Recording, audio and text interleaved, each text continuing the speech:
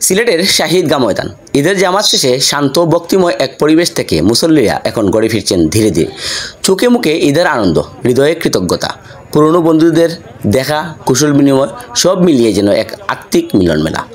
রাস্তায় দাঁড়িয়ে রঙিন গ্যাস বেলুন হাতে কিছু হকার, তাদের চারপাশে ঘিরে রেখেছে মানুষজন। কেউ বেছে নিচ্ছে লাল, কেউ সবুজ, কেউ বা আবার সুপার হিরো আকৃতির বেলুন। ঈদের এই আনন্দময় মুহূর্তে ছোট্ট একটি বেলুন হয়তো হয়ে উঠেছে শিশুর জন্য দুনিয়ার সবচেয়ে বড় উপহার। এই আনন্দের মধ্যেও যেন এক তাড়না কাজ করছে সবার মাঝে। মুসল্লিরা দ্রুত পা ফেলে বাড়ির দিকে ছুটছেন, কারণ সামনে রয়েছে ঈদের আসল তাৎপর্য, কুরবানির প্রস্তুতি। ঈদুল আজহার মূল শিক্ষা নিহিত রয়েছে কুরবানির মধ্যে, আত্মত্যাগের এক মহান ইতিহাসে। আল্লাহর এক প্রিয় বান্দা নবী হযরত ইব্রাহিম আলাইহিস সালাম স্বপ্নে দেখেন তিনি তার সবচেয়ে প্রিয় জিনিস নিজ পুত্র ইসমাইলকে কুরবানি দিচ্ছেন আল্লাহর আদেশে। এই স্বপ্ন অবহেলা না করে তিনি প্রস্তুত হন।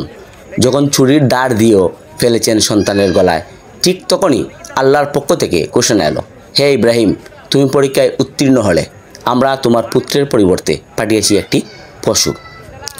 এই ঘটনাই আজ পরিণত হয়েছে ঈদুল আজহার পশু কুরবানির রীতিতে।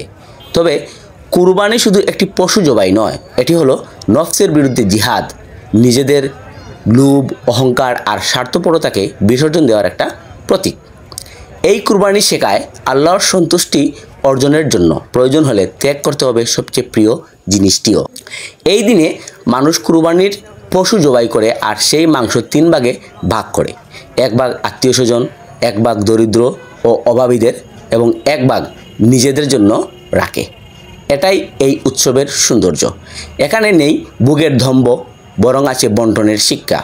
ধনী গরিব সবাই যেন ঈদের এই আনন্দে শরিক হতে পারে, এই চেতনার নামই কুরবানি। এজন্য এক অভ্যন্তরীণ পরিশুদ্ধির উৎসব।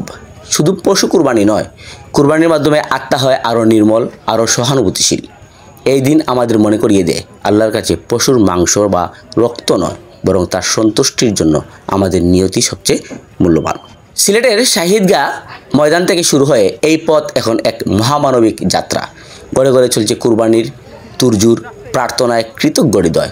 এটাই ঈদুল আজহার আসল রূপ, ত্যাগে মহিমা, বন্টনে আনন্দ, আর প্রতিটি মানুষের হৃদয়ে আল্লাহর সন্তুষ্টি এক গভীর আরতি। কুরবানি শুধু পশু জবাই নয়, এক আত্মার পরীক্ষা, আত্মত্যাগ, দায়িত্ববোধ আর আল্লাহর প্রতি গভীর ভালোবাসার অনুশীলন। প্রায় 4500 বছর আগের ইব্রাহিম আলাইহিস সালামের সেই ত্যাগের চেতনা আজও বেঁচে আছে প্রতিটি মুসলমানের অন্তরে।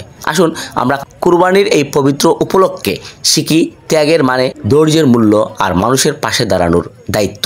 কুরবানি হোক আত্মশুদ্ধির অনন্য এক যাত্রা, যেখান থেকে শুরু হয় প্রকৃত মুসলমানের পথ চলা। ঈদ মুবারক।